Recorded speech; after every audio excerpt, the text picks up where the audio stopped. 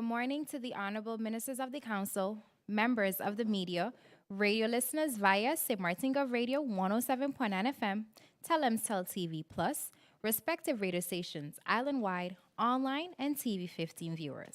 I'm Rolika Roach, and welcome to the live Council of Ministers press briefing for today, Wednesday, May 17th, 2023. At this time, I would like to invite the Honorable Prime Minister and Minister of General Affairs, Silveria Jacobs, to address you. Prime Minister Jacobs, you have the floor. Thank you, Rolika. Good morning to you. Good morning to my colleague minister. Good morning to the members of the media. Of course, good morning to the people of St. Martin. I must say, those of you also who are viewing from abroad, good morning. I'm thrilled to be back on St. Martin, be home after my time away. Of course, being back fills me with renewed hope and optimism for our future and renews my drive. As we know, May is Mental Health Awareness Month, and I am reminding all how important it is to create a safe space where we can feel protected and loved, as it's truly a blessing to be a part of this community, and we must look out for each other. It's always good to take time, spend with family, spend with friends, to decompress, to relax, as all work, going, can lead to serious breaks. Take the time to refresh, to go out. We have our refreshing sea as well. Spend time with family and friends. As you may know, the month of May sees a lot of graduations, ending of school terms, etc. And I would like to take this time to congratulate all graduates on their successful achievements, those who have already achieved such and those who are finalizing the last part of their studies to be able to graduate. I wanted to highlight two very let's say, former colleagues of mine in education, Dr. Yadira Boston and her husband, Dr. Delroy Pierre, who both achieved their Doctor of Philosophy in Creative Leadership for Innovation and Change in two different fields, however, with their dissertations, but they both graduated last Friday in the Virgin Islands, the U.S. Virgin Islands at UVI, and St. Martin is quite proud of these two.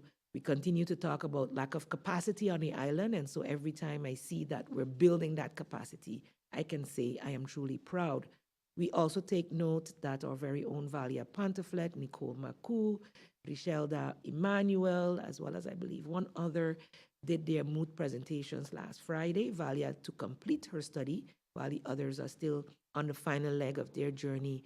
As we know, back in the day, Minister Richards Gibson initiated that. I was then Minister of Education, and we collaborated to be able to ensure that there were law studies available on the island, and these continue in collaboration with the University of Curacao. And so we'll be seeing our first graduates.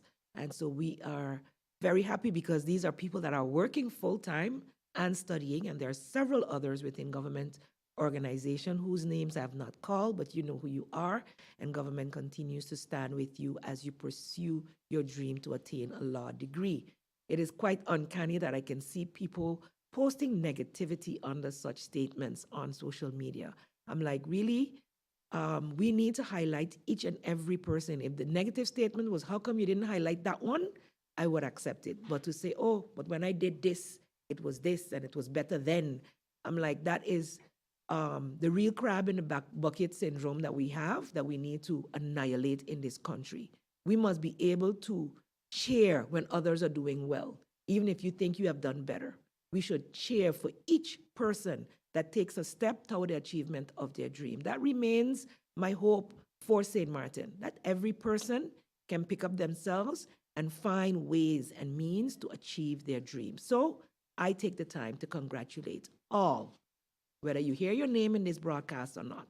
If you are going for your dream and you're putting in the work, look in the mirror and tell yourself congratulations, because sometimes we just need to build ourselves up before someone else can see. And as long as it's brought to my attention, I will highlight the achievements of my St. Martin people. During my travel this week, I must say it was similar to the last travel that I did, quite filled with some progress and achievements. The first Caribbean Climate and Energy Conference was held in Aruba. The first part of it was a Kingdom conference with my colleagues from Curacao and Aruba, as well as the Netherlands. Previous discussions were held when I was in the Netherlands, as well as prior to that, with the Minister of Energy and Climate, Mr. Rob Yetten, and looking at potential opportunities for financing for St. Martin. We know how limited we are to get financial assistance for projects, especially the sustainable development projects internationally, as well as within the kingdom. And I have been speaking about this every time I've traveled to the United Nations and abroad. So to get a commitment for earmarked funds for climate action and sustainable development via this means is for us in the Caribbean, Dutch Caribbean, a great win. There is a lot we have to do to achieve the goals for 2030. We are on the way. We have some small projects running, but there's a lot more that needs to be done. So I would encourage my fellow ministers, encourage all of the within the organization who have projects that had whatever challenge, whether it's technical expertise or finances, to dust them off, bring them forward so that we can prioritize and move forward with the MOU that I've signed, the ability to get technical assistance, as well as now also access to funding that was heretofore not available for the Caribbean countries. The Caribbean Climate and Energy Conference also gave us the opportunity to meet with other stakeholders within the Caribbean, and a lot was had on a just transition to renewable energy. So ensuring that also the vulnerable, the poor, the elderly would be, benefit from the transition and not go further into poverty or further into having a difficulty. I must mention that there are also other projects ongoing on St. Martin where we're aiming to assist the elderly as well as other vulnerable families with light bulbs, for instance, that are, LED energy saving, as well as awareness campaign to teach our population how to minimize the use of energy and therefore save much needed funds. The Caribbean Catastrophe Risk Insurance Facility, that we know as CRIF, invites the public to apply for its internship and scholarship programs for 2023. I received those flyers. They will be disseminated to all Secretary Generals to be able to share within the ministry, but I think anyone within the community who is interested should look into this. It's internships as well as scholarships for 2023.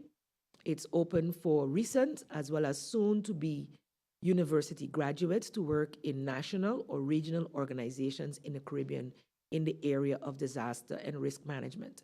The application deadline is June 5th, 2023.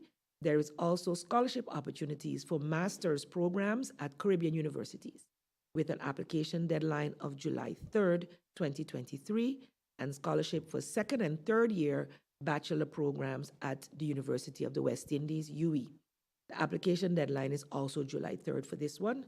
For more information, visit crif.org/scholarship. So that's crif.org/scholarship. And I think these are the type of opportunities, people of St. Martin, that you should not miss out on. The second edition of the Overseas Countries and Territories, the OCT Association Youth Network, has been launched. It is geared towards young people that live or work in an OCT. You know, St. Martin is one of those. And you're invited to apply and join this OCT Youth Network in 2023. This was launched in 2022 by the European Commission's Directorate General for International Partnerships, the DGINTPA. So there's a group of 25 young people aged 20 to 28 representing all 13 overseas countries and territories that work together for 1 year mandate. It is a platform to learn about partnership between the European Union and the OCTs, and an opportunity to get involved to collaborate with other regional and national youth initiatives. So you can also go to the website https://overseas-association.eu. I will ensure that my public relations officer posts these on our page so that you can find access to them. So that's all I'll be informing about for now, Relika, and I stand open for any further questions from the media. And I know that over the past weeks we've been talking about heat, etc. So I would like to implore the people of St. Martin to stay hydrated at all times. And too often, too, I'm hearing about persons passing away suddenly.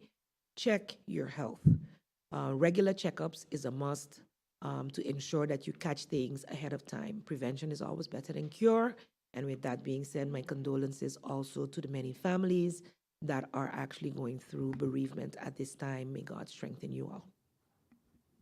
Thank you, Prime Minister Jacobs, for your opening remarks. If you have just joined us, you are watching the live Council of Ministers press briefing for today, Wednesday, May 17th, 2023. Thank you for joining us. We now move on to the question and answer session. However, I would like to inform that the Honorable Minister of Public Housing, Spatial Planning, Environment, and Infrastructure, Egbert Dron, is present, however, will not be making any opening statements, but available for any questions the media may have. Minister Duran has about 10 to 15 minutes with us left. I would now like to open the floor, and Bibi Hart Shaw of SMN News, you're up. Thank you, Relika. Good morning, ministers and colleagues. My first question to the Minister of Romi. Minister Doran, I believe recently the contract for the demolition of the government administration building was signed. Can you tell me when this demolition will kick off and what will become of the late Dr. Wati statue that is standing in front of that building? Thank you. Good morning, Rolika. Good morning, Prime Minister, members of the media, the entire DCOM staff, and a special good morning to the people of St. Martin that are tuned in via the various mediums. With respect to the demolition, today is actually the groundbreaking ceremony. This afternoon, if I'm not mistaken, I think 3 p.m. So I invite the general public to come out because I feel that is a momentous day, so to speak, and it's a day that is gonna go down in history from the perspective of, that building has a lot of history to it. A lot of things happen there, good things, some bad things. However, I must say that we must highlight the good things that happened there, form shape for where we are today as a country. So of course it's not a proud feeling to say demolish it. However, given the circumstances and the structural integrity, we have to do what we have to do and replace it with something that is more up to the time as to match our circumstances. So that will take place today. In regards to the statue that is there, provisions are being put in place to make sure safeguard the statue. There's not going to be as if the statue is going to be gone and then never to be seen again. That's not the case.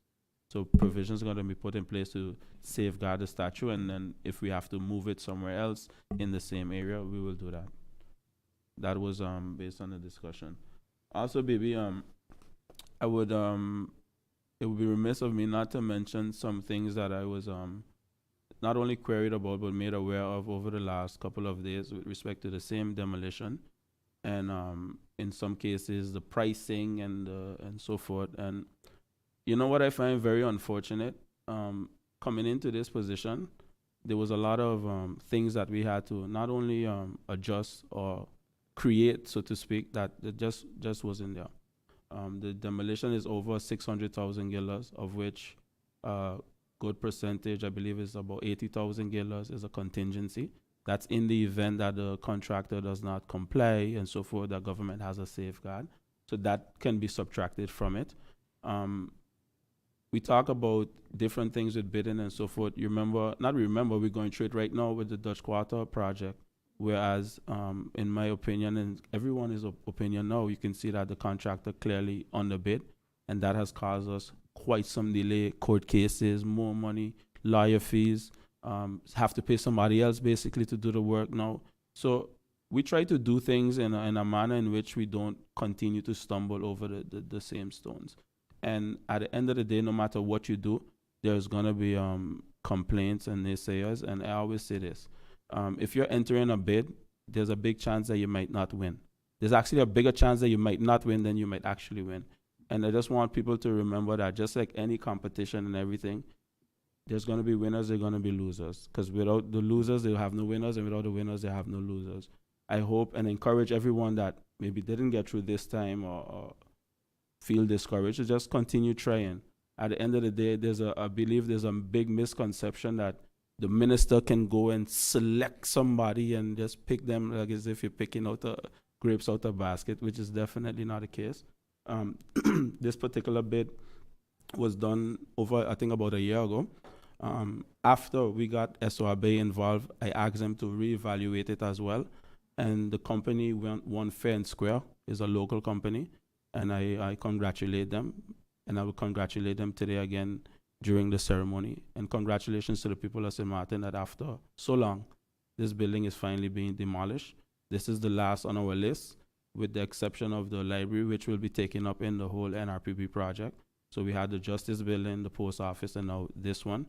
And yeah, much success. And I look forward to the new development that is going to be coming there, which is ultimately the Parliament Building, parking garage, and government offices, which is things that we seriously need, given the rent that we are paying to all these different institutions. Thank you, Minister Duran. Judy Fitzpatrick of the Daily Herald, you have the floor. Thank you so much. And I will start off with clarifications for the Minister of Romy before I ask my question. And it's in relation to the answer you just provided, that provisions will be made for the statue of the late Dr. Claude Watty. Can you elaborate on what you mean by provisions? Will it be moved and stored somewhere until you come up with an idea as to where exactly to put it? It's just some clarity on that. And regarding the future plans for the site where the government building will be demolished, what is the timeline for that plan? For use at a new parliament building and so forth to go there. And my question, Prime Minister, you had indicated, yes, you had indicated in Parliament on February 12th, actually, of this year, that the Slavery Atonement and Reparations Committee will present its plans in 3 months. We're now past that 3-month stage. Have you received those plans? And if so, can you give us an insight into what the plans are? And if you have not received it, when do you expect to receive it so we can get an indication as to what the content is? Thank you so much. I forget to walk with my pen to take note of the multiple clarifications you asked for, but bear with me, so I'll try to remember. The first one you asked about the statue and the provisions. I know that there's been deep discussion about the statute, that I know for certain, even in the meeting that I had a couple of days ago with signing of the contract. I'll just have to verify with the New Works Department, but just rest assured, the statue will remain intact, and if we have to relocate it somewhere in the area, that is what we'll have to do in order to line up with the plans that we have for the further development of the Parliament Building, government offices, and a parking area. So the statue will not just disappear. To be quite honest, and this is my opinion and my views on it right now, when I shared my vision a couple of years ago with what I would like to see developed there was part of a sort of a national heroes area, which would be in the vicinity of the Clem LaBega Square. We put greenery. We have, for instance, Dr. Claude Watty, Vance James, Edgar Lynch, all those different pioneers that contributed to where we are today. That is my vision and my hope. So that is what I would like to see done, and I will discuss it more in depth with the department, because that was one of my main points, that hey, we have the statue there and we have to make sure we safeguard it and put it back where it needs to go, or in the area. Your second clarification. The timeline for the plans for the Or current the timeline yes. for the plans.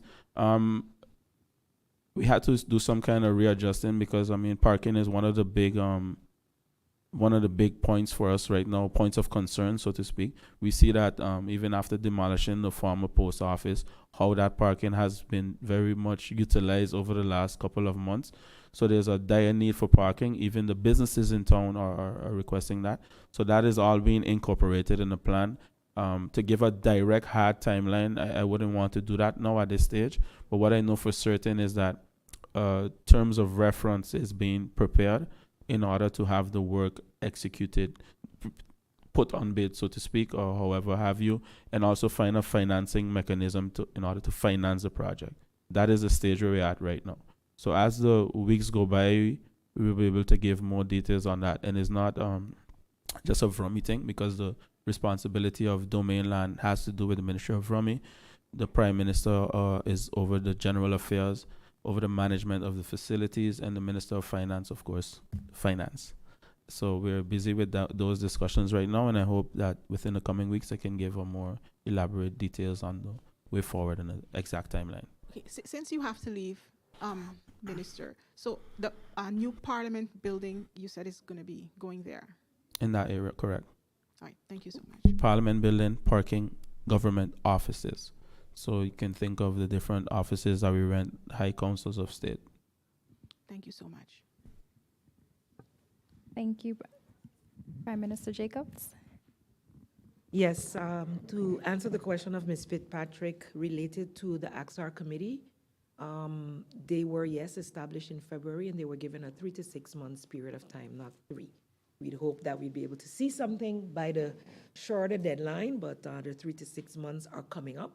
And I was given some couple of verbal updates. I was also invited to a meeting, which I wasn't able to attend with them, but they are currently going, having stakeholder engagements. They've engaged with several groups of stakeholders and had workshops, and they most recently had a youth engagement as well. So they're very excited with the work that's being done. And within the next couple of weeks, I hope to meet with them to get a bead on when exactly the document will be ready to move forward in the discussions with our Kingdom partners. Prime Minister. Thank you, Prime Minister Jacobs. Fortunately, I allowed you enough clarifications. I would now like to invite Stephen Cerulean of PJD Radio. You have the floor. Thank you, Ms. Rich. Good morning to you, Prime Minister. Minister, Good good morning morning. to you. Let me piggyback on the question of my colleagues, Minister, as it pertains to the government building. Approximately how many persons or companies put in bid for the building, and what criteria was used in selecting them? And my question for you is, as it pertains to the Secretary General of VROMI, we know that he was ordered back to work sometime last year, in January thereof. What's happening to that position, his position, in fact? Okay, now I'll start with the last question and then move back to the first question. I mentioned this on various media platforms, including in press briefing. I will not be conversating or divulging any personnel-related matters because I just don't feel that is proper. Of course, I touched a bit on the court case back then because that is public knowledge, and I want to respect person's privacy, so I won't be commenting on that particular point because I feel that is a very specific question to do with person's personal information. Now I'll move on to the bid on the government building. Good thing I walked with all these papers today because I just had a feeling that this would have been a discussion point. There were 8 companies that submitted a bid. Out of the 8 companies, 5 companies were disqualified, all for reasons of not giving receiver office letters, SZV letters, not giving the business license for the current year at that time, SZV issue letters. Those are, and some of them were just completely, 1 or 2 of them were like completely empty, missing like 5 or 6 documents, which is a prerequisite to even pre-qualify to be in the mix. Companies that were qualified were Washington Construction, Limitless Construction, and also Caribbean CGC. Those 3 companies participated. Out of the SOAB report and also the evaluation from the Ministry of VROMI, 1 company had 25 points, the other company had 30, and the winning company had 39 points in total. It's evaluated based on price and also quality of work, which is presented with a whole plan of approach and how you plan to do it. Last week, when I mentioned that a company won and we signed the contract, I also mentioned that it's not just a matter of demolishing. However, we have to salvage a lot of the things that we can reuse there, which will be stored in the VROMI yard and be reused for whatever purposes that we might have. I believe that if we can save some things and not contribute more to our landfill, then we do that, and which was the idea that came from the department, and that is what we are basically doing. Just to give some context as well to what took place in 2019, when they had a similar discussion about demolishing the building, they were invited tender and not a public tender. So back then, my predecessor opted to go that route, which is couldn't work just based on our accountability for auditing, which is our compliance with bidding and what has to go on public tender. So that had to be retracted, and the prices back then were quite quite high, so to speak. So I just wanted to share some context so that the people of Semate can have the whole story. All right, thank you. Thank you, Minister Duran. We now move on to the second round. Bibi, you have the floor. Thank you, Rolaika. My question is to the Prime Minister. Prime Minister, since the NRPB received some extra funds not so long ago, can you tell us when projects such as repairs of the Raoul Illich Sports Complex, Jose Lake Ballpark, the expansion of the fire station, ambulance department, when will these projects kick off? And since the approval of the 2023 budget, when can we see capital investment projects coming online? Okay, thank you. So indeed, the projects that you are mentioning weren't necessarily part of the expansion of projects. They were all part of ERP1. They're in various stages of execution. So I can't give you a date for all of them. We've just yesterday, I believe, received an update from the trust fund, which we get quarterly. And I will have to look into that and update you in writing to the particulars of each of the projects that you mentioned. As it relates to the capital expenditures with the approval, the subscription would have the request for the Netherlands to subscribe is being finalized. And of course, the various ministries that have proposed CapEx expenditures are finalizing the process for the approvals for when that fund is released.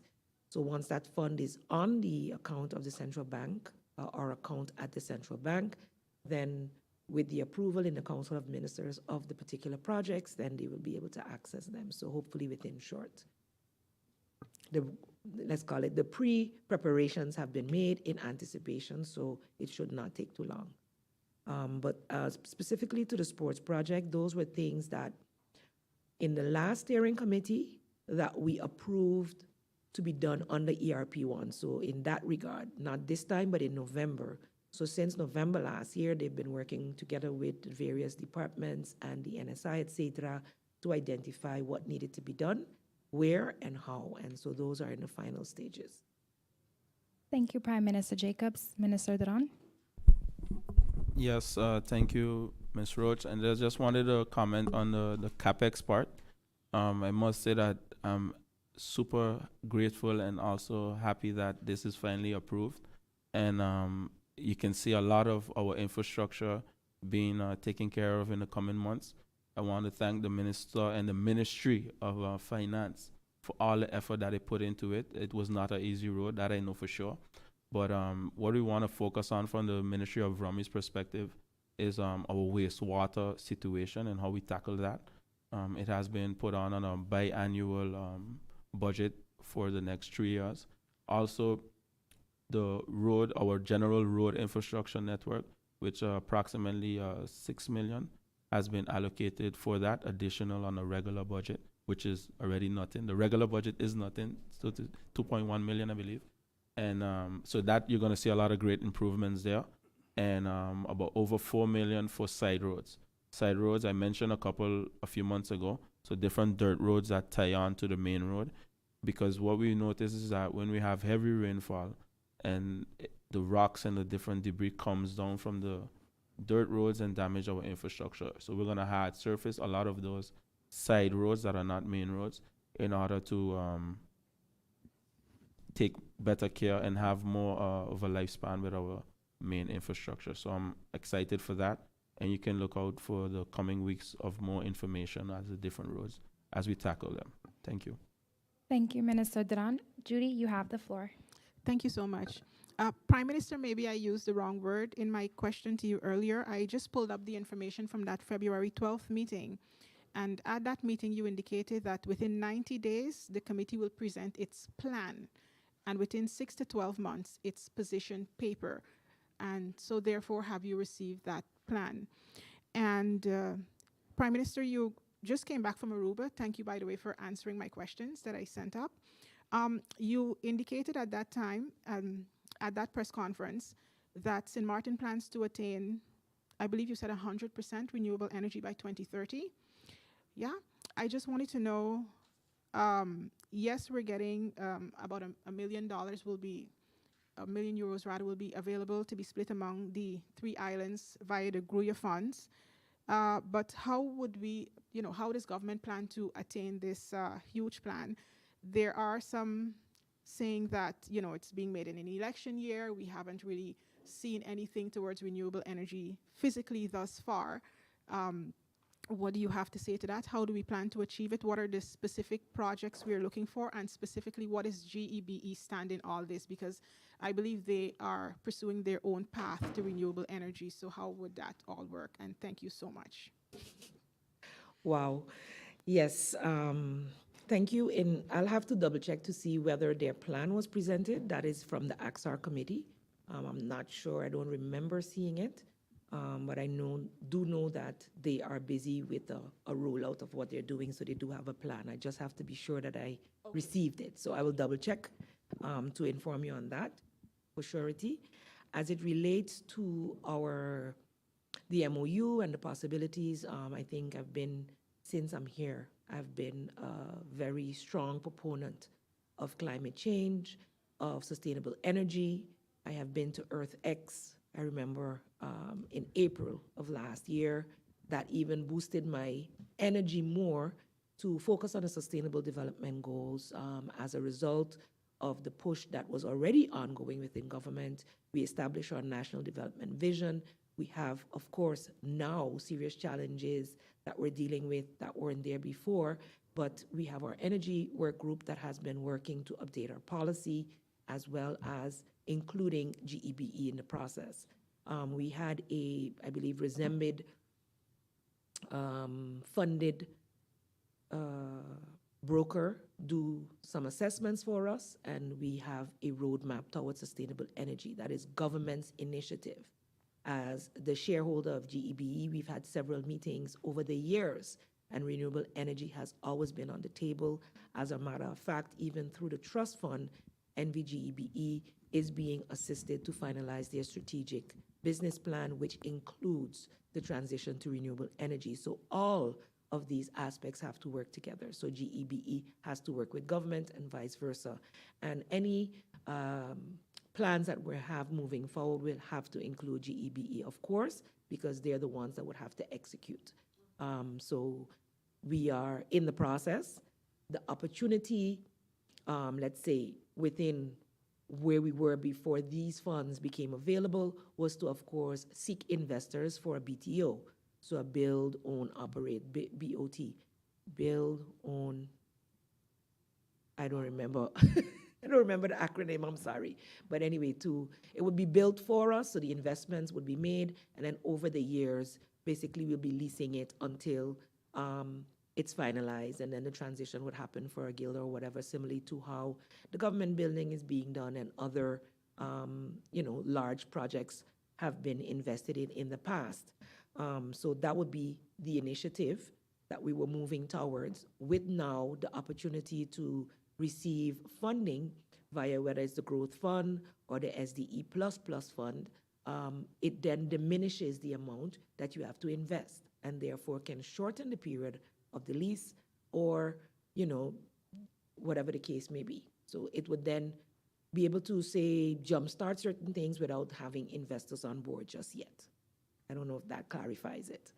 But of course, key is to ensure that we're all on one page and that we are moving towards renewable energies. Based on the work, so based on our roadmap, there is that possibility to get to 80 to 100% by 2030. But it would depend on when you start. So that would mean we'd have to have started this year. So that roadmap was created since late last year, approved in the Council of Ministers, I believe March or April. So we're still having that goal. At the end of the day, what became quite clear within that conference is that the islands that have moved forward either had very strong utilities that could do it on their own and move already and saw the trends, and were able to capitalize on other investments similarly, or that there was a vision, it maybe looked unattainable, but you start plodding along, and slowly but surely you get piece by piece what needs to happen. And so we have a vision. We know we're coming out of a rough economic time, also a rough time where GEB is concerned as well, and we are still in recovery there.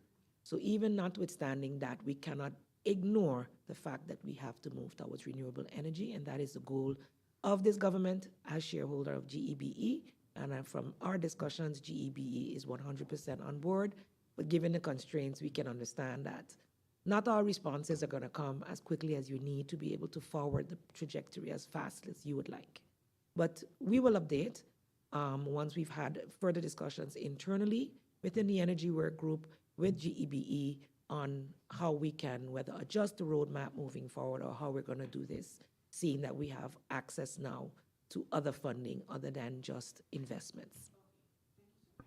Thank you, Prime Minister Jacobs, and thank you, Judy. Stephen, you have the floor, but I would like to inform that this is the final round. Stephen, you may go ahead. Thank you, Ms. Rich. The issue of electoral reform was brought to the forefront once again this week, Prime Minister, in your capacity as Minister of General Affairs. Can you shed some light on the progress of this for us? Permit me to ask you to clarify exactly what issues came to the fore, because as I just got back on Sunday, I haven't actually had any meetings related to that. Whether or not there is any progress in relations to electoral reform. How far ahead are we as it pertains to this? So the legislation that was already being amended is still within government, whether it's at legal affairs or the further report is being finalized. I'll have to get an update on that, but as pertains to new suggestions being made, none of that has actually been taken up in any new legislation thus far. Thank you, Prime Minister Jacobs. Thank you, Stephen. Members of the media, this does bring us to the end of the question and answer session. Any further questions can be sent to the Minister's Cabinet in writing. Honorable Minister of the Council, member of the media, radio listeners, and online viewers, this brings us to the end of the live Council of Ministers press briefing for today, Wednesday, May 17, 2023. For rebroadcast, tune into St. Martin Gov Radio via 107.9 FM, Telemcell TV Plus, the official Facebook page of the Government of St. Martin, YouTube channel Government of St. Martin, and TV 15. For video on demand, log on to the Government of St. Martin's YouTube channel. On behalf of the Department of Communication and the Government of St. Martin, I'm Rolika Roach and wishing you a pleasant day further.